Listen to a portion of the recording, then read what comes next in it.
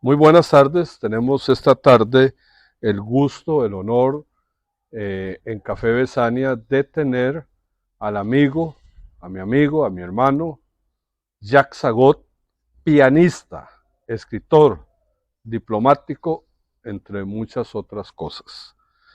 Hoy vamos a tener un conversatorio después de 40 años y de lo mucho que se ha escrito y se ha dicho de Viviana Gallardo. Viviana Gallardo fue mi mejor amiga de la infancia y juventud, la hermana de mi alma.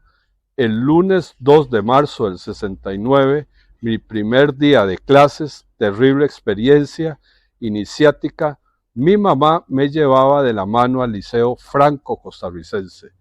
Yo aterrizado, abandonado en una aula llena de criaturas extrañas y de una temible figura de autoridad, la profesora, mudo, crispado, al borde de las lágrimas, sentado al lado mío estaba Viviana Gallardo. Así es, hermanito, así es, Faustino. En primer lugar, estoy feliz de poder trabajar con vos. Nosotros somos ya casi que un binomio, ¿verdad? Claro. Como dirían en el fútbol, una dupla ofensiva. Eso pasaría. Por ejemplo, Pelé y Garrincha eran por excelencia, la dupla ofensiva de todos los tiempos. Así que te agradezco muchísimo este espacio. Estamos al día 27 de diciembre del 2024. Estamos aquí en el jardín de mi casa y vamos a hablar sobre este tema que me es tan entrañable, tan próximo a mi corazón. Sí, yo fui compañero de Viviana Gallardo en el Liceo Franco Costarricense, toda la primaria y toda la secundaria del Liceo Franco Costarricense.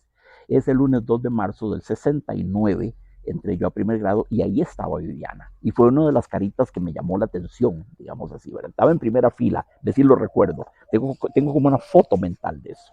Y luego hicimos los 6 años de escuela primaria y los 5 años de escuela secundaria en el Liceo Franco Costarricense. Nos graduamos en el 79, entramos a la universidad, Viviana entró a la universidad al mismo tiempo que yo, y a ella la asesinaron el 2 de julio de 1981, es decir, que estuvimos estrechamente vinculados por la más linda de las amistades durante pues 12 años y pico. Imagínate vos, 12 años y Sí, la pico. parte más Claro, importante de infancia, la juventud. infancia, la adolescencia y la temprana juventud, ella era como la hermana de mi alma. Digo como la hermana porque, caramba, yo tengo una hermanita que es muy linda, que se llama Ida y es mi hermanita, ¿no? Y ella es lo primero para mí, no le voy a faltar al respeto. Claro, Gente siempre dice, ah, es mi hermano, es mi hermano. Bueno, pues los auténticos hermanos, imagínate vos qué mal se deben de sentir, de verse así homologados, claro, ¿verdad? claro. Entonces, a alguien que es de afuera, pero sí diré, no, no mi hermana, pero sí como una hermana. Yo la quería y la quiero y la querré siempre profundamente. Claro. Estuvimos los 6 años de la escuela primaria en el Liceo Franco Costarricense cuando el liceo quedaba en Paseo Colón, casi al frente del asilo Chapuí, Cierto, creo que era. Ahí se cierto. veía la cúpula ¿verdad? Claro. Del asilo y toda la cosa. De hecho, uno de los terrores nuestros de infancia siempre era el cuento de que se había escapado un loco del asilo Chapuy al frente que andaba rondando el colegio. Y nos moríamos de miedo, los más chiquillos, con eso nos asustaban. Claro. Entonces vivíamos atisbando el asilo Chapuy a ver si venía alguna criatura medio sospechosa para irnos a esconder donde fuera. Entonces, en ese colegio franco-costarricense estuvimos desde el 69 hasta el 75, los 6 años de la primaria y el primer año de secundaria, el 75. En el 76 nos mudamos para Concepción de Tres Ríos, cuando el Franco Costarricense instaló su planta en Concepción de Tres Ríos. A la sazón era una montaña llena de cafetales y de selvas y de riachuelos y de caminillos polvorientos y pedrosos. Era muy lindo.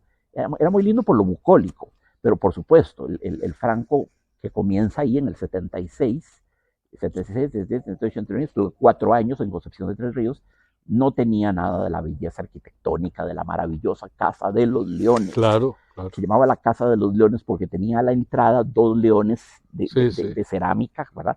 recuerdo. Apostados a sendos lados de la escalinata que conducía al interior de la casa. Para quien quiera formarse una idea de lo que era esa casa, que jamás debió haber sido demolida, Eso es un pecado de absolución papal, era una casa patrimonial, tenía que haber sido declarada patrimonial. Una de las lindas casas, que había muchos en el Paseo Colón, cada vez hay más pocas, ahora son 3 o 4, ¿verdad? Entonces, esa casa era hermana gemela, salvo por los leones, hermana gemela del Museo Calderón Guardia, que está allá por la Santa Teresita. Mira, ¿es cierto? Igualito, igual el mismo, tiene que haber sido el mismo arquitecto. Simplemente no tenía los leones. Por lo demás era igual. Un corredor externo, bajo techo, con balaustradas, cierto. la escalinata al principio, techos altos, artesonados, abovedados, estancias grandes. Era la misma concepción. Claro. Un poquito más pequeña y sin los leones. Pero esa era la casa. Fue, te repito, un crimen que hayan demolido la casa de los leones. Es un parqueo hoy día. Mira, tuve la peor de las suertes. Sí. Yo la conocí cuando era una clínica. Me llevaron a vacunar en el 6-7, quizás, chiquillo. Pegué gritos y vi las agujas y me aterroricé. Y ve qué divertido. Recuerdo perfectamente que el lugar donde me vacunaron fue el que luego se convirtió en el salón de los profesores. En la sala de los profesores. O sea que ese reducto siempre estuvo asociado a algo amenazador. Pero no te miento, lo tengo grabadísimo en la mente, de manera fotográfica.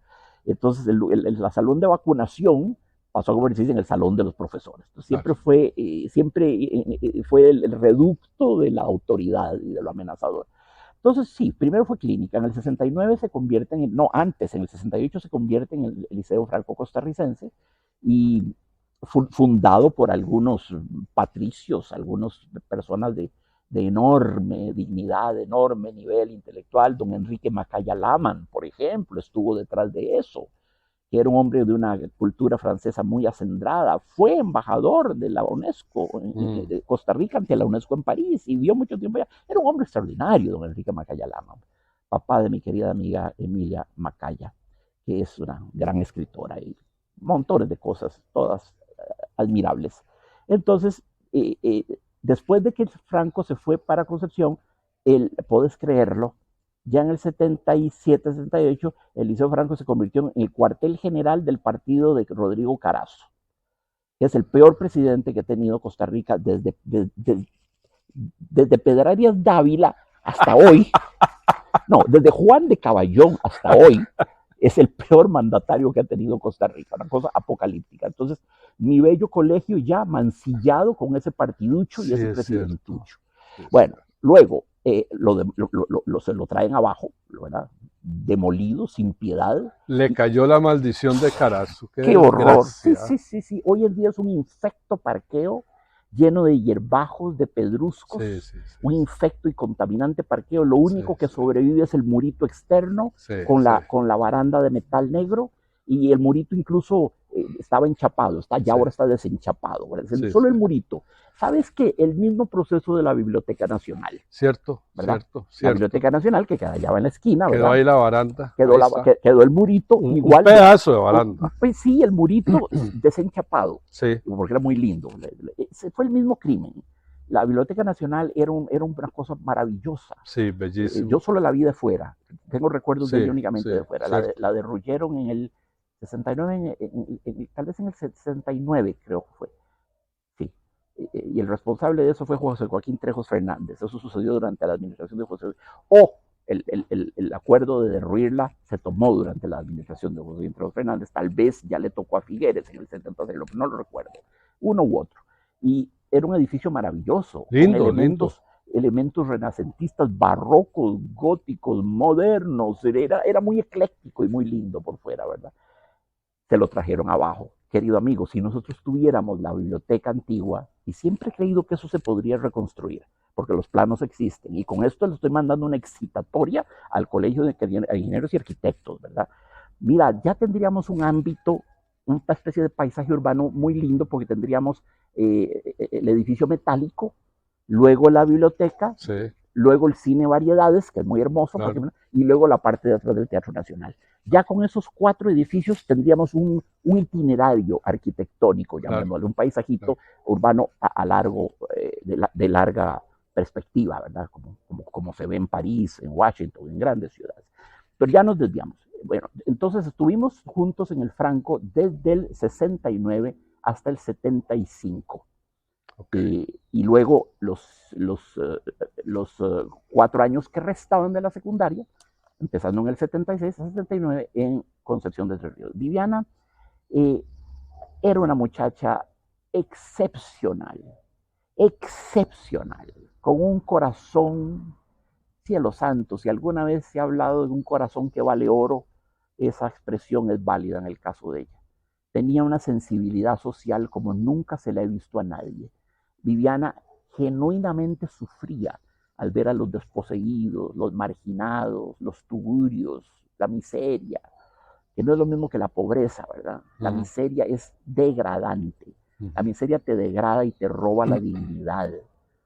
Vivís prácticamente como un cuadrúpedo entre unas tablas y cartulinas y alguna lata de zinc al borde de algún río infecto, ¿verdad?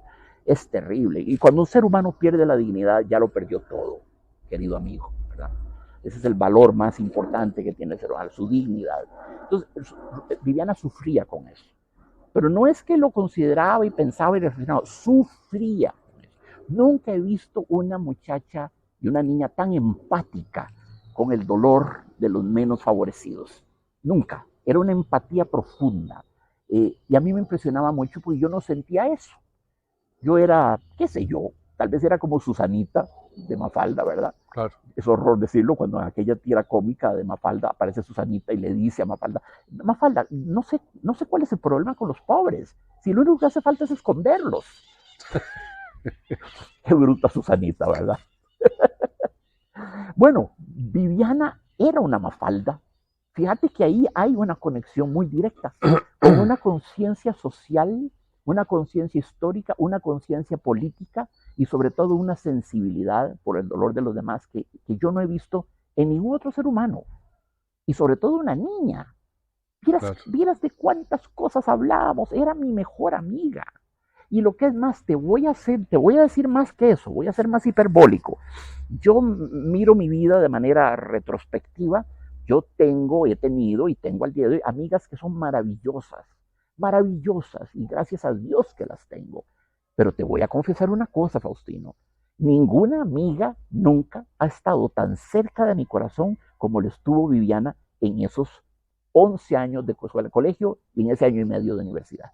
Ninguna ha estado tan adentro. Viviana, no había yo abierto la boca y ya sabía lo que iba a decir.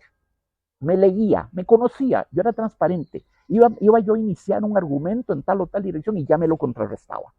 Porque además era supremamente inteligente, una lectora voraz, era una mente de primer orden, lo que los estadounidenses llaman a beautiful mind, ¿verdad? Lo que se decía de John Nash, la película famosa. Una mente brillante. Sí, con Russell Crowe y Jennifer Connelly. Sí, una mente brillante, Una beautiful mente mind. Era eso. Pero no solamente era una muchacha inteligente, es que lo más valioso de ella era, de nuevo, las fibras de su madera humana. Claro. Su empatía, su compasión. Recuerden la etimología de compasión, pasión, sufrir con. Compasión significa sufrir con, la compasión. No es lo mismo que la lástima. La lástima degrada a quien la inspira y degrada a quien la siente. Es negativa de todo punto de vista, pero la compasión no, porque mueve a solidaridad y es muy valiosa. Hemos de ser seres compasivos y misericordiosos, esos son valores muy altos. Entonces yo, por ejemplo, en los recreos, ¿qué hacía? Me iba con Vivianita a darle vueltas al colegio, allá siempre todo dentro del colegio, ¿verdad? Le damos vueltas y vueltas y vueltas, hablando sobre todo lo que te puedas imaginar. Y me preguntaba qué pensaba yo sobre el conflicto árabe-palestino. Imagínate, ¿qué pensaba yo sobre el golpe de Pinochet contra Salvador Allende? ¿Qué pensaba yo de Cuba? ¿Qué pensaba yo de la crisis de los misiles? ¿Qué pensaba yo de...? Yo no tenía nada que pensar de eso, yo era un nerdillo que pasaba mi vida encerrado en mi cuarto, tocando piano y leyendo. Y era muy buen estudiante, lo cual me hacía muy querido por los profesores y muy odiado por los compañeros porque era un sapo.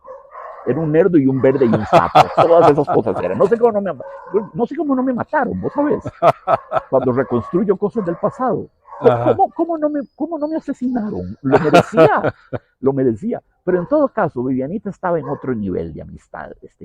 Yo no creo que nadie me haya conocido tan bien como ella. Bueno, sí, sí, mi ex esposa, sí, bueno, habría que decir eso. Pero fuera de ella, sí, nadie me ha conocido de esa manera. Yo no tenía piel para ella me veía adentro, ¿verdad?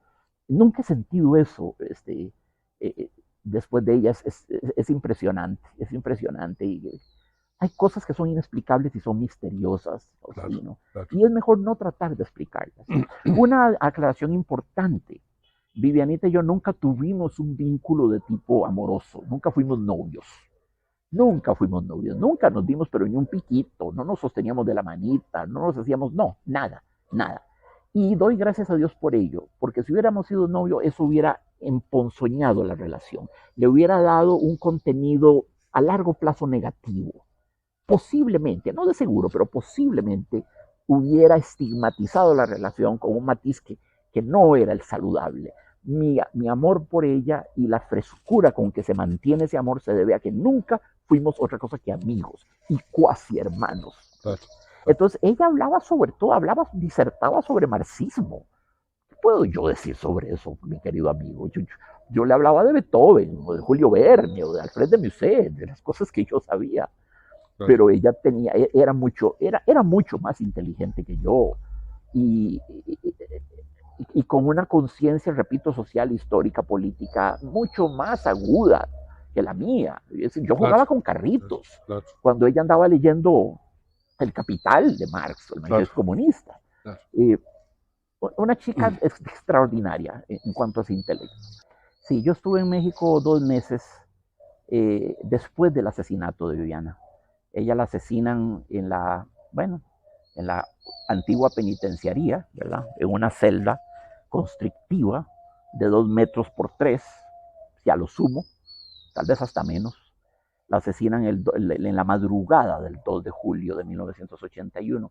Yo me fui para México en agosto y septiembre del 81. Esos 2 años estuve en México. Y bueno, es terrible, ¿verdad? Recuerdo perfectamente la ceremonia de su sepelio. Recuerdo ver a la mamá, al papá transido de dolor. Se le hizo, por supuesto, la misa en la iglesia de las ánimas. Y después pasaron al frente, al cementerio general. Estuve ahí hasta que metieron la cajita y sellaron la entrada. Luego la trasladaron y ahora está en Jardines del Recuerdo, allá por Curridabat. La trasladaron. Y te cuento una cosa, el sacerdote de la iglesia de las ánimas no quería oficiar la misa, porque Viviana estaba en ojos de todo el mundo como una diabólica terrorista, una sanguinaria criminal cuando nunca mató a nadie. Cierto, se asoció con un grupo que era peligroso, con un grupo que era nefasto. Caramba, Faustino, mira, la juventud se hizo para equivocarse. Tuto, en lo absoluto, si era la más joven del grupo. Vivianita tenía 18 años. Tenía 18 años, era una criaturita. Pero por el amor de Dios, ni que fuera Juana de Arco, o la Pasionaria, o Lam de Gouges. No, por el amor de Dios. Era una criatura que andaba buscando desde qué trinchera podía servir mejor a la patria y luchar sus combates por la justicia social. Eso, y se metió en la trinchera equivocada, se equivocó, cometió un error, eso lo sabemos todos, pero repito, la juventud se hizo para equivocarse. Claro, claro. Que nos equivocamos nosotros los viejos ya es menos presentable, ¿verdad? Sí, sí. Y aún así nos equivocamos, fue nefasto, fue nefario, fue terrible. Los 4 años de Carazo vieron el surgimiento de una serie de grupos terroristas, de grupos peligrosos, la familia, el caso de Viviana Guerrero, pero Viviana nunca fue una terrorista. Viviana no participó en ningún atentado terrorista. Por desgracia, sí pertenecía a ese grupo. Y hasta se había ennoviado con uno de los miembros de ese grupo. Entonces, ella nunca mató a nadie. Ella nunca blandió una pistola y disparó contra nadie. Es que no solo es creer su palabra, Faustinito. Si ella hubiera matado algo, alguien me lo hubiera dicho, créemelo. Claro, créemelo que me lo hubiera dicho. En secreto de confesión, ¿verdad? Pero no, la prueba de parafina que le hicieron, ¿verdad? La rutinaria prueba de parafina, probó que no tenía el menor ápice de pólvora en su cuerpo, que no había disparado. Ella no disparó. Los que iban en el carro dispararon y cometieron cosas atroces. Claro, sí. Claro. porque de todo el grupo era indudablemente la más culta, la más instruida, la más inteligente, y creo que eso fue lo que selló su destino. Alguien en las esferas muy altas del poder, alguien percibió que aquella muchacha de 18 años era una potencial líder socialista, posiblemente de arranque masivo, de arrastre masivo, 10 o 15 o 20 o 30 años después. Claro. Y la cortaron desde la raíz para que no se convirtiera. Sí, bueno, desgraciadamente. Si bien, claro que sí, si bien los peores desmanes, pues es una palabra muy linda, putrílagos, significa putrescentes, putrílagos o putracios, la podredumbre de la corrupción en su máxima expresión, vino después de Viviana, vino después. No, pero ya hubo corrupción en los casos de los gobiernos, en la última administración hizo cosas muy graves, y Daniel Oduber también, la historia de Vesco, de Robert Lee Vesco, claro. El prófugo internacional al que le dieron asilo acá, ¿verdad? Contra los dineros, no dudo, muy caro Quintero, que lo trajo Calderón Fournier. No, el ápex, la cima de la corrupción, no sería una cima, sería más bien el abismo hacia abajo de la corrupción, se desata en Costa Rica después de Viviana, o por lo menos es después de Viviana que algunos sagaces y valientes periodistas desentierran, exhuman toda esa podredumbre y la exhiben.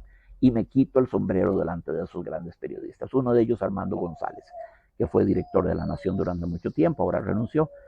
Fue el que abrió toda la investigación en torno a, sí, Rafael Ángel Calderón Fournier, Miguel Ángel Rodríguez y José María Figueres Olsen. Claro, fue él.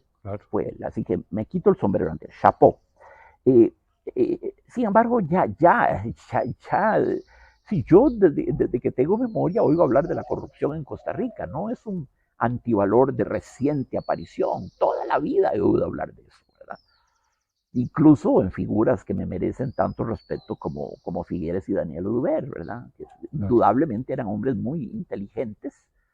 Posiblemente Daniel Oduber era el más maquiavélico, el más inteligente de ellos, pero caramba, se ha desenterrado mucha basofia. Sí. Se ha sacado a la luz mucha basofia. El Poder Judicial, sí, con su tortuguismo, su inoperancia, su imposibilidad para lograr esa meta de la justicia pronta y cumplida, esos dos adjetivos muy importantes. Son miles de expedientes judiciales que no resuelven, que acumulan polvo en los estantes de una biblioteca y nunca se resuelven, ¿verdad? Mira, Viviana era el tipo de persona que jamás se hubiera contentado con la postura de una simple sofista de cafetín, de una impresionadora de cafetín universitario, ¿verdad? No era ese su linaje, su laya. No, para ella reconocer la injusticia social implicaba actuar. Ella era proactiva, era militante, ella actuaba, ella necesitaba actuar. Era una necesidad imperiosa, vital, de salir desde el fondo de las entrañas, eso no lo puedes controlar. Pero animada por esa divina llama del anhelo de justicia social, desgraciadamente se asoció con un grupo de bandoleros, de criminales, de cobardes, de miserables, donde por supuesto ella no era la líder, porque no dudo que fuera la más inteligente del grupo, pero había viejos de 40, 50 años ahí en ese grupo, y viejas también. ¿Cómo pueden decir que Viviana fuera la líder? En modo alguno, en modo alguno. Y estos miserables que han pasado algunos cuantos años en la cárcel, hoy en día andan libres, son profesores universitarios, no se arrepienten de nada. Cuando se les pregunta, dicen, bueno, no, hicimos mucho, le tocamos los huevos al águila imperial yanqui, le tocamos los huevos. No que tocaron los huevos ni nada. ¿Cómo es posible que 43 años después de los eventos no tengan el coraje para sentarse delante de una cámara y decir, nos equivocamos de manera gravísima, perdón Costa Rica, nos equivocamos, perdón Costa Rica? No tienen la humildad para eso. No tienen la humildad, no les sale, no les nace, no pueden, son soberbios, son arrogantes, todavía persisten en enorgullecerse del atentado contra la embajada de Honduras. Estados Unidos tenía una base militar en Honduras, entonces fue Otro atentado contra un carro que venía lleno de Marine, le costó una amputación de la pierna, uno de los, ¿verdad? Cuando pintarrajearon la estatua de Kennedy en el Parque Kennedy frente a la iglesia de San Pedro. Hicieron varias diablurillas de grupillo mediocre, ¿verdad? Porque ni siquiera es que hayan sido una escuadra no, mediocres hasta en el pinche ejercicio del asesinato y de la muerte, hasta en eso fueron mediocres. No fueron genios del mal, fueron unos alborotados, estúpidos, arrogantes, soberbios, que morirán creyendo que fueron próceres de la patria y morirán exigiendo que les hagan un monumento a todos ellos. Estoy pensando en uno en particular, pero no quiero dignificarlo diciendo su nombre. Me ensucio la boca, tendría que ir a hacer enjuagues con Listerine. Entonces no quiero mencionar nombres. Entonces, sí, desgraciadamente, Viviana era todo lo inteligente que fuera, pero la juventud lleva consigo una condición que es peligrosa, que es el candor, el idealismo, el candor, quizás sí la ingenuidad. Ese es un flanco débil en toda persona joven, ¿verdad? Cuando perdes el candor, eso te lo da la vida, te lo da la experiencia y te haces, sí, mansos como palomas, pero astutos como serpientes. Vivianita estaba en la fase blandos como palomas, mansos como palomas, ¿verdad? No tuvo tiempo de desarrollar el astutos como serpiente, entonces la rodaron, la entotorotaron, se metió en eso, cometió un error. Claro que cometió un error, pero no es tan grave como la gente dice. Ella no fue una asesina, no mató a nadie nunca. Andaba con un grupo de rufianes, pero ella no mató a nadie. Eso está clarísimo. De eso puedo dar fe. De eso puedo poner mi mano en el fuego. Era una muchacha que era todo amor, toda inteligencia. Pero claro, ella quería actuar, ella quería cambiar la superficie social en que había vivido, quería cambiar eso. En ese aspecto era una revolucionaria, en el sentido más profundo y genuino de la palabra revolucionaria. Claro que lo fue. Brillantísima muchacha, por lo tanto, compasiva, misericordiosa, dotada de un poder de identificación con el dolor ajeno que no se lo he visto a nadie desde entonces. Mira, tendría que evocar una figura como la Madre Teresa de Calcuta, que claro, era maravillosa, justamente por eso, su poder, su capacidad para identificarse con el dolor de los hambrientos, de los sedientos, de los leprosos, de los enfermos, de los que habían sido barridos por el Ganges, de las víctimas de Bangladesh, etcétera. Por supuesto, la Madre Teresa de Calcuta fue mucho más grande y seguirá siempre muy grande figura porque vivió hasta los 90 años. A Viviana la cegaron brutalmente a los 18 años. El infame Cabo Bolaños, que no fue el autor intelectual del crimen, él fue una piecilla de ajedrez, a él lo manejaron, un titiritero experto lo manejó y nunca se sabrá quién. El Cabo Bolaños, en la mañana del 2 de julio, cuando estaba la muchacha que venía a la celda a servirles el desayuno, cafecillo y un pancillo, a Viviana y estaba con 2 muchachas que eran del grupo de la familia. 3 personas hacinadas en ese lugar sucho, que lo vieron, una celducha de cemento chorreado, con un salientillo de cemento en el que no podrías dormir nadie, ni sentarte casi, ahí hacinadas toda la noche. A ella la llevaron el 1 de julio, ya en la noche, la mamá la acompañó, y ella, Viviana, intuyó, porque antes había estado en el OIJ, ¿verdad? El Organismo de Investigación Judicial. Ahí ella se sintió relativamente segura, a pesar de que fue objeto de tortura. Fue objeto de tortura. Ahora vamos a hablar de eso. Costa Rica, que se jacta de la forma en que sus derechos humanos son inmaculados. No, en Costa Rica existe la tortura y existió la tortura y va a seguir existiendo. Es muy grave lo que estoy diciendo y lo estoy diciendo para que los costarricenses sepan y tomen conciencia de eso.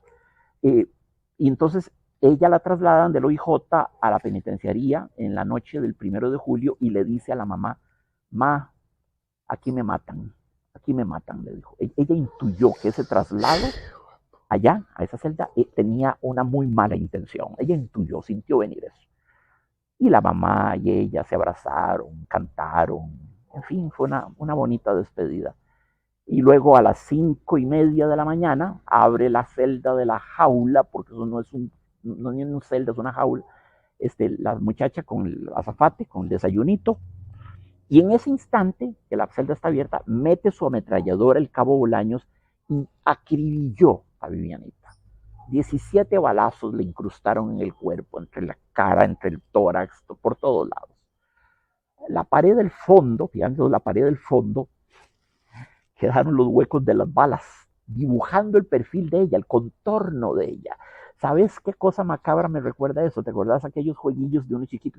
Une los puntitos siguiendo los números y verás qué figura sale. Y salió un avioncito, un barco, un elefante, lo fuera, ¿verdad? ¿Te acordás? Sí, sí, claro. Une los puntitos. Bueno, sí. así se veía ella, ¿verdad? El dibujo a punta de balas de aquello. Pobrecita, me consuela saber que no se debe haber dado cuenta de nada. De nada. Cuando le cayó ese aguacero de balas, ella tiene que haber muerto instantáneamente. Una bala rebotó y le hirió a una de ellas. Y las otras, las dos salieron y están libres al día de hoy.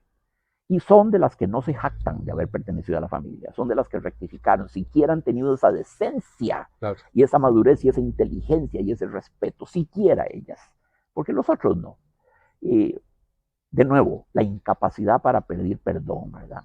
A 43 años de los hechos no son capaces de pedirle perdón al país. Qué despreciables tipillos. Sí, claro. Es terrible, terrible, Faustinito. Y yo feliz de que me des este espacio, y feliz. Siempre estaré feliz de hablar de mi hermanita del alma, Viviana. Siempre estaré feliz, siempre lo haré. Cuando ella la mataron, me llamó un amigo mío, Ricardo Valverde, a las 6:00 de la mañana. Me suena el teléfono y lo contesto, pues un poco asustado. Me despertó. A esas horas nunca son buenas noticias. Recuerdo que mi amiguito sigue siendo como un hermano para mí también, Ricardo Valverde, eminentísimo abogado, me dice estas palabras: Jack, aciagas noticias, mataron a Vivi. Estas fueron las palabras: Jack, aciagas noticias, mataron a Vivi. Y yo oí aquello y me dije, no, yo estoy soñando todavía, no he salido de la pesadilla. No, la entierran hoy a tal hora en la iglesia de las ánimas. Por cierto, el sacerdote no quería oficiar la misa. Se tuvo que plantar doña Vilma, la mamá, para que le oficiaran una misa, porque Vivianita era católica y bautizada y con todos los sacramentos del caso merecía una. Bueno, por fin la iglesia aceptó. La familia de Viviana es maravillosa y yo soy muy amigo de ellos, casi como un hijo de ellos. Aquí todos casi como, ¿verdad? Tengo a mis papás todavía, ¿verdad? Viejitos, pero ellos son insustituibles. Pero en Vilma Camacho y en Carlos Gallardo, los papás de Viviana, tengo yo prácticamente a una segunda familia. Y en Adalberto, el hermanito menor de Viviana, Adalberto Gallardo. Adalberto, el hermanito, doña Vilma, la mamá, y don Carlos, el papá. Son amorosísimos conmigo, yo los quiero muchísimo. A veces los visito y paso todo el día con ellos. Llego temprano en la mañana, el domingo, a tomar café y paso sentado ahí en una terracita que da al patio que tienen, hablando las yeguadas más, las peores caballadas, para no pecar para que las feministas no nos ataquen, no son yeguadas, sino caballadas. Entonces, hablamos ahí, nos morimos de risa. También conozco a los sobrinitos de Viviana, que son maravillosas personas. Son maravillosos, Vilma y Carlitos, son maravillosos, yo los quiero muchísimo, me alegra mucho poder decir públicamente cuánto los quiero. Claro. Yo recuerdo, por ejemplo, esto, cuando el día del asesinato, yo llegué a la casa de doña Vilma, ¿verdad? Ella vivía y vive en la misma casa, ahí frente a la propiedad de los Figueres, subiendo la cuesta que lleva a Concepción de Tres Ríos, ¿verdad? ¿Cómo se llama ahí? Hay una... no sé yo nada de las direcciones folclóricas de nuestro país, de tal o tal o tal o tal, ¿verdad? Ahí subiendo la cuestita, con 25 metros a mano izquierda, porque al frente está toda la propiedad de Figueres, que está arbolada, ahí viven y ahí vivían. Era típico mío cuando veníamos del Franco en el bus, yo me quedaba en casa de Viviana haciendo tareas o preparando un examen o alguna cosa.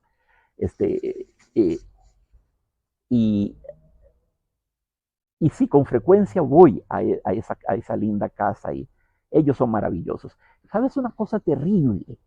Nadie en la casa percibió, y no porque sean tontos, sino porque Viviana lo ocultó muy bien, nadie percibió que Viviana anduviese en malos pasos.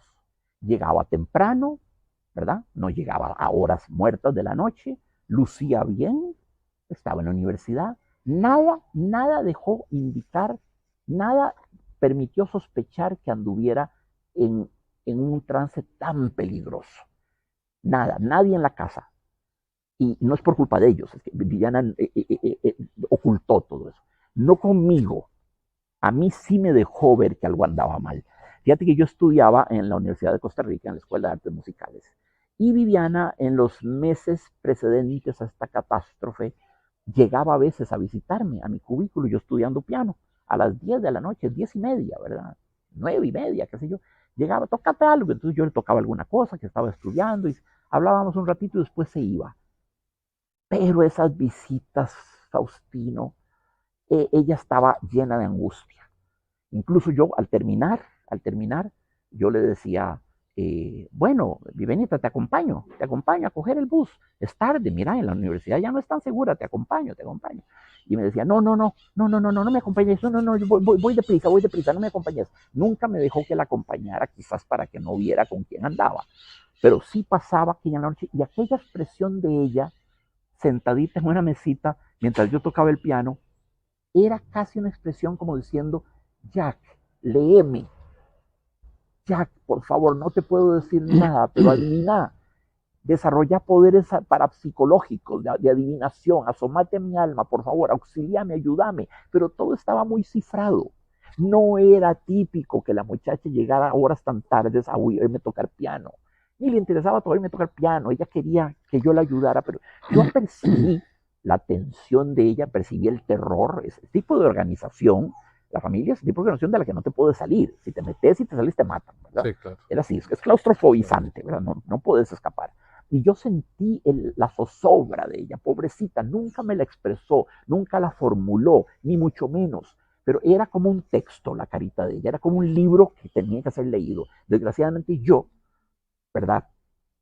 Estúpido que era y muy joven y muy metido en otro mundo estudiando mi piano, aunque percibí que algo olía muy mal, no tuve la capacidad de decirle, Vivianita, contame, ¿qué te pasa?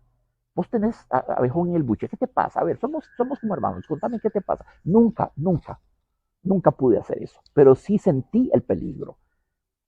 La familia no sintió nada porque ella no actuó de manera anómala, pero conmigo sí, esas visitas nocturnas, ella lucía acongojada. Claro. ¿Verdad? Qué triste, qué terrible. Yo he vivido estos 43 años con el sentimiento de que yo debía haber hecho más. Nunca se me quitará eso, Faustino. Moriré con eso. Hay tantas cosas que uno hace mal en la vida o que no las hace, ¿verdad?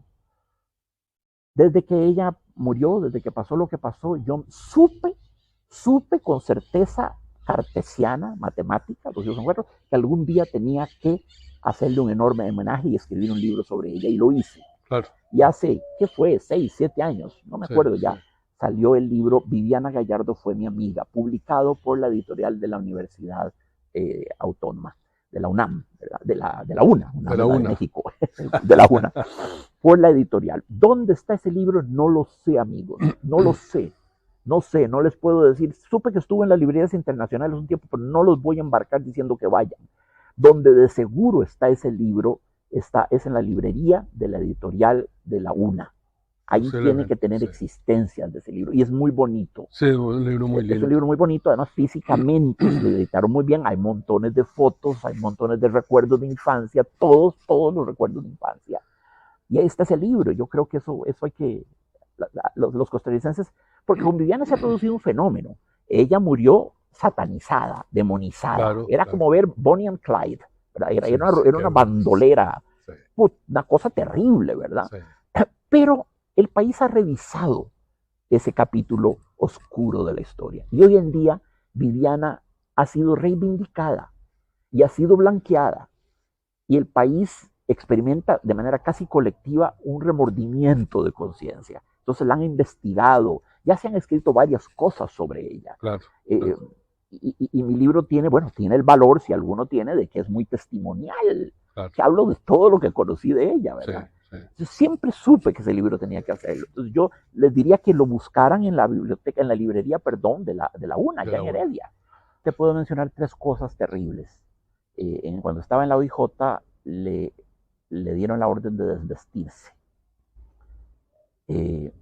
A Viviana. Sí, desvístase. Como quien dice, háganos un striptease gratis. Queremos verla desnuda. Desnúdese. Y querían violarla. Y Viviana dijo, no, yo no les voy a hacer un barato striptease. Lo que quiere, si quiere, quíteme la ropa. No, yo no puedo defenderme si quiere quitarme la ropa. Yo no me voy a desnudar para usted. No lo voy a hacer. Ni hoy ni nunca. Le majaban los piecitos con los zapatos, con los tacones. Le majaban los deditos de los pies. Le golpeaban los senos. Le ponían un hule sobre los senos para que no quedara la traza de los moretones. Y después le golpeaban los senos. La obligaban a estar en una celda con la luz encendida todo el día, las 24 horas de noche y de día, de manera que la pobre muchacha ya no podía dormir. La privación de sueño acarrea la locura y los desequilibrios más serios. ¿Verdad? En 3 días de no dormir, vos ya podés suicidarte si no andas muy bien. Había un oficial del OIJ que le tenía misericordia, de nuevo invoco esa maravillosa palabra, y le apagaba la luz de noche. Cuando estaba él de guardia, le apagaba la luz para que durmiera. Pero era una excepción. Los demás la tenían con la luz, el foco cenital encendido de noche y de día, ¿verdad? Entonces ahí tenés los intentos de violación, tocaciones indebidas, claro que los hubo, intentos de violación, la trituración de los piecitos, los golpes contra los senos y la luz encendida toda la noche. Y hubo otras, pero con eso basta. No quiero, es que me angustia mucho este tema. Con eso basta. Y ella soportó todo eso, estoica, valientemente. ¿Verdad? ¿Quién orquestó este crimen de Estado? Porque este es un asesinato de Estado. Este no es un crimen común y corriente como el que haría un bandolero en motocicleta. No, esto es un crimen de Estado. El cabo Bolaños fue simplemente el chivo expiatorio. Fue un pobre tonto útil. Sí. Eso fue. Atención, el cabo Bolaños no debería haber sido cabo porque su perfil psicológico había claramente demostrado que era iracundo, propenso a ataques de rabia, de furia ciega, que era alcohólico, que era homosexual reprimido, lo cual no me importa la homosexualidad en lo absoluto, se le respeta, pero esa cuestión de la homosexualidad reprimida le fabricó una personalidad muy problemática, muy conflictiva, ¿verdad? Por el hecho de la represión. Que era drogadicto, tenía todo para que no le dieran un arma. Imagínate vos, era la persona menos indicada para tener un arma, y más una metralla, como fue el caso, porque a Viviana la ametrallaron. Fue de nuevo una avalancha de balas la que se le vino. 17 balazos que se le incrustaron y los otros que quedaron haciendo el contorno, ¿verdad? Fue terrible eso, fue terrible. Ay, Dios santo. Entonces, sí, claro que sí fue objeto de tortura. Se ha pensado, ¿de dónde viene esto? Carlos Gallardo, el papá, me ha dicho que en opinión de él, aquí habría que buscar en esferas muy altas, en estamentos muy altos del poder, incluso la CIA. Se ha hablado incluso de la CIA, que la CIA habría orquestado esto. El problema de Viviana era este, muy simple. Una persona tan inteligente no puede ocultar su inteligencia. Como una persona muy tonta no puede ocultar su tontería, ¿verdad? Menos de que guarde silencio. Más vale tonto callado que tonto hablando, pero aún en ese silencio la gente va a sentir que es tonta. La inteligencia es una de las pocas cosas que no se pueden esconder. Se te sale por un lado o por otro, en una reflexión, en una frase, en una respuesta, en cualquier cosa. Detectaron en ella a una potencial líder de izquierda revolucionaria y decidieron, no, matemos esta mandrágora desde que está saliendo, porque después va a ser más difícil, ¿verdad? Sí, entonces posiblemente la CIA tuvo que ver en eso. El caso de este crimen de Estado abominable fue llevado a la Corte Interamericana de los Derechos Humanos, aquí, Interamericana, pero no resolvieron nada. El caso estuvo en manos de del señor Rodolfo Pisa, pero no el candidato del PUS, que ese señor no está en nada, no está en nada, y sí, Listerine, sí. Se debería dedicar a hacer anuncios de Listerine, ¿por qué Sí, no sí, hace? sí, sí. Sí, sí, podría ganar Claro. mucho Uf, haciendo anuncios de Listerine claro, y diversos enjuagues vocales, claro, claro, ahora que lo decís, hay que decirle, está perdiéndose de una mina. claro. Entonces, pero el papá de él, ya que no él, el talento siempre se brinca una generación, ¿verdad? El papá de él era un hombre íntegro y probo, que tomó muy en serio el caso de Viviana y hizo lo que pudo con él, pero ese caso debe ser reabierto, ese expediente tiene que ser reabierto y examinado a la luz de las evidencias que tenemos al día de hoy. El país le debe eso a Viviana, le debe eso, pero ahí necesitaríamos abogados muy, muy avesados, muy, muy diestros en todo Claro, esto, ¿verdad? claro. Y no veo quién le podría interesar esto, ¿verdad? Eh, pero esto sí, Vivianita, lo menos que merece es que se reabra ese expediente. El, Cuando el cabo Bolaños muere en el 2014, yo estaba en Francia a la sazón, yo me dije, este viejo se llevó a la tumba todo las, todas las verdades de esta situación tan oscura. ¿Verdad? Y él fue el que emitió la orden para que Viviana fuera trasladada del OIJ a la penitenciaría, cosa a la que no tenía derecho. Eso fue inconstitucional, eso no se podía hacer. El lugar pues, de ella era en la OIJ, decisión del señor Carmona.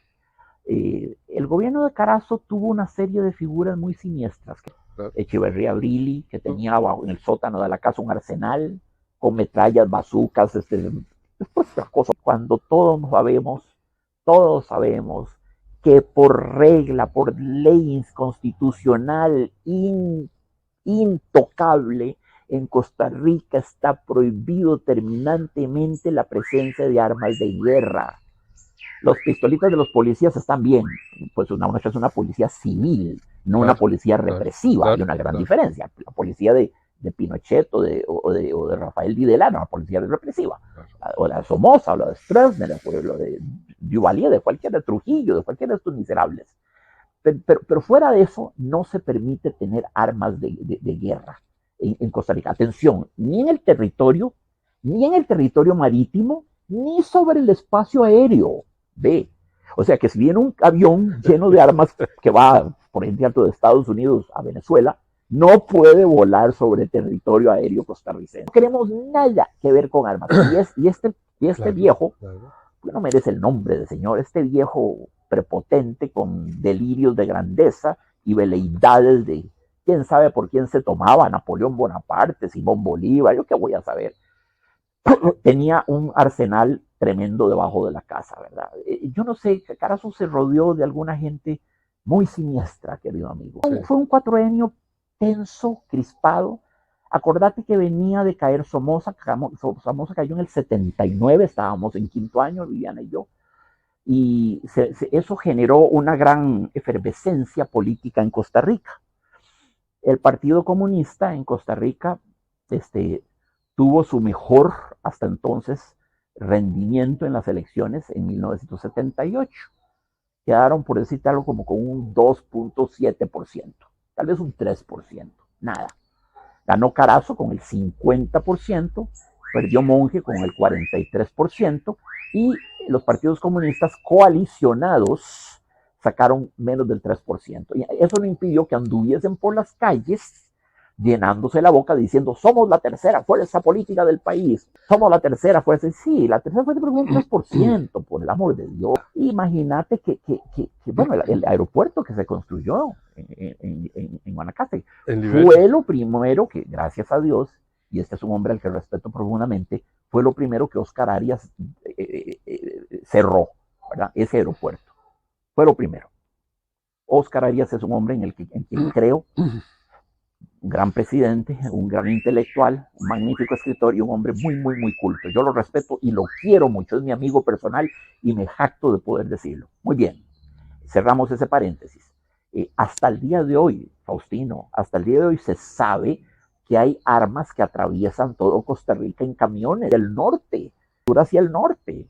Están pasando armas de guerra en Costa Rica y de nuevo eso es rigurosamente inconstitucional. El malandrín de Bukele, que vino aquí invitado por por el sociópata que tenemos de presidente, psicópata, vino aquí invitado porque, claro, es su héroe, ¿verdad? Bukele es su modelo y su héroe. Cielo santo, debe tenerles un altar, debe persignarse invocando el nombre de Bukele. Llega aquí como todo gorila centroamericano, como todo dictadorcillo del trópico húmedo, como todo dictadorcillo bananero, ¿verdad? Llega aquí con una escolta, con unos soldados. Eso no es posible, eso es inconstitucional. Él debió llegar acá a ponerse bajo el resguardo de nuestras fuerzas policiales, no traer a sus gorilas de afuera. Repito, es inconstitucional. El señor Chávez pisoteó con eso a la Constitución. Pero bueno, esa es la situación, ¿verdad? Esa es la situación. Entonces, todavía al día de hoy están pasando armas del sur hacia el norte, atraviesan todo longitudinalmente atraviesan toda nuestra geografía y la gente se hace de la vista gorda, ¿verdad? Es un hecho que ha descubierto y ha denunciado muy valientemente el periodista Camilo Rodríguez, ese trasiego de armas que usa nuestro país como puente. Sí, ya se destapó, pero ¿qué se va a hacer al respecto? ¿Verdad? Igual pasan drogas, igual pasan indocumentados, todo pasa por Costa Rica y nadie se da cuenta de nada. Y nuestro Ministerio de Salud debería llamarse Ministerio de Seguridad, perdón, Ministerio de la Ineptitud, Ministerio de la Inepcia. El señor ministro Zamora lo único que hace es cortarse la barbita con dibujitos muy lindos, el candadito, y por aquí son una cantidad de sinusoides que quebran. Ay, se saca las cejitas y las hace picuditas. Pobre señor, debe invertir por lo menos 3 horas al día delante de un espejo. ¿Pero qué es ese narcisismo tan barato y tan vulgar? ¿Qué es una prima donna de Hollywood? ¿Una vedette de Hollywood? ¿O es un maldito? No, se me va a salir una palabrota en algún momento y vas a tener que editar. Es un ministro de seguridad. De un ministro de seguridad se exige sobriedad. Se exige sobriedad, simplicidad, se exige una acción directa, clara, no un modelito de pasarela hollywoodense, ¿verdad? O de Televisa, peor aún. No un modelito. Sí, lo que pasa es arreglándose la barbita. Ya sale, le hace aquí, le hace por acá, se viene para acá, hace como un 8, baja por aquí, sube para acá, que hace como otro 8, el bigotito acá, y luego las cejitas en punta. Por el amor de Dios, por el amor de Dios, pero ¿qué se cree ese señor? Marilyn Monroe. ¿Por quién se toma? Ava Gardner, Tyrone Power, Leonardo DiCaprio, por el amor de Dios. Este año vamos a cerrar con más de 900 asesinatos. Es atroz la situación del país. El ministerio está claramente desbordado en sus capacidades. Bueno, es terrible, ¿verdad? Y luego, el desastre del gobierno, cortándole presupuesto a educación, cortándole presupuesto a cultura, conspirando contra la Caja Costarricense de Seguro Social, con veleidades de privatizarla, de destruir. Mira, si algo ha sostenido a Costa Rica y ha hecho de ella un país excepcional, es nuestra salud socializada, nuestra medicina socializada, nuestra educación socializada, ¿verdad? Y nuestro régimen de paz, de civilidad. Ya no tenemos paz. Ya no tenemos paz porque en la calle te degüellan en cualquier momento. Ese es nuestro sistema, ¿verdad? Nuestro sistema judicial. Nuestro régimen carcelario es violatorio de todos los derechos humanos. Tener a 30 prisioneros encarcelados en la misma celda de manera promiscua, homicida, las cosas que pasan ahí, que se ven ahí, es el infierno. La Caja del Seguro Social es la espina dorsal de toda Costa Rica. Es la institución que mantiene la arquitectura social del país. Sin la Caja Social, sin la Caja Costarricense de Seguro Social, Costa Rica se desploma. Se desploma. Sí. Es una bendición. No podemos menos que dar gracias al doctor Rafael Ángel Calderón Guardia, a Manuel Mora y a Monseñor Sanabria, que fueron los 3 artífices de todo esto y de las garantías sociales también. Después, ¿verdad? Esos años 40 fueron muy buenos para el país. Claro. Ve que el doctor Calderón Guardia era un presidente de derechas, no era de izquierda, no era socialdemócrata en modo alguno, era más bien demócrata cristiano. Sí. Lo que hoy en día sería el Partido Unidad, o lo que era el Partido Unidad, ya no existe. O es un cadáver político, y sin embargo hizo una inversión en obra social espectacular. Claro.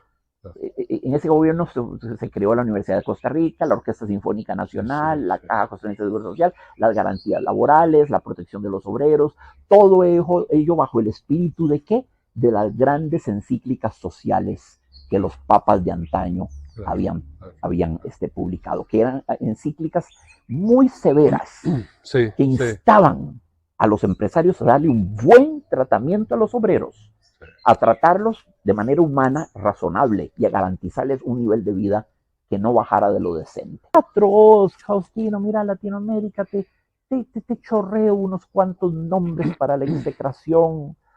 Stroessner, Videla, Viola, Galtieri, Nicolaides, Pinochet, Banzer, Emilio Garrastazu Medici en Brasil, Duvalier, Papadoc, Trujillo, Somoza, Castillo Armas en Guatemala. ¿Cuántos he mencionado?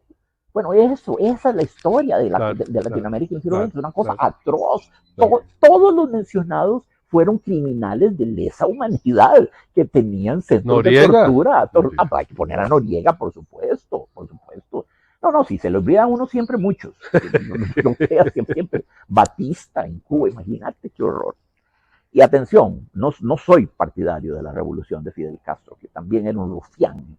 Fidel Castro era un rufián. Mató a Camilo Cienfuegos, mandó a Uber Matus 20 años a la cárcel, mató a sus propios aliados, ¿verdad? Dejó solo, lo desamparó allá en las selvas de Bolivia. Sí, era maquiavélico, era demoníaco el viejo ese. Y su hermanillo era peor. Raúl era peor. Conozco muy bien la vida de ambos. He leído varios libros sobre eso. Ahora, lo que sí se puede decir de Fidel, que no se puede decir de los otros gorilotas que hemos mencionado, es que Fidel era un hombre muy culto. Efectivamente, Fidel era un hombre que había leído mucho y bien. Eso, era un dictador ilustrado, a diferencia de los otros antropoides, homínidos, medio orangutanes, ¿verdad? Un tipo como Maduro, qué impresentable, es una vergüenza para la Vía Láctea. Y que la vida en Marte está comprobado que se extinguió debido al capitalismo. Cielo santo. No, hay unas cosas que... No, son presidentes folclóricos, ¿verdad? Son presidentes que no sabe. Podría uno reírse de ellos si no fuera porque además son perversos, son depravados, son torturadores, son autócratas. Es que esos tres elementos son los tres pilares sobre los que se edificó la Costa Rica que todos conocimos y ahora echamos de menos. Salud pública, financiada por el Estado, educación sufragada por el Estado y seguridad ciudadana por cuanto vivimos en un régimen de paz. Salud, educación y paz son los tres grandes columnas sobre las que reposa el Partenón, por así decirlo, de nuestra Costa Rica, y las estamos perdiendo las tres, ¿verdad? Sí. Jack, mira, se nos pasó el requete tiempo. No importa, qué maravilla hablar con vos, hablar de Viviana y hablar en términos generales de nuestro país, que ya estamos viendo, estamos viendo las últimas cosas bonitas que vivimos, por dicha vos y yo, y nuestros contemporáneos, que agarramos la cola de la maravilla de una Costa Rica linda. Muchas gracias, Jack. A vos, Faustinito, a vos, hermano, con todo el cariño del mundo. Muchas gracias, mi hermano. Bueno, mi hermanillo, muchas gracias.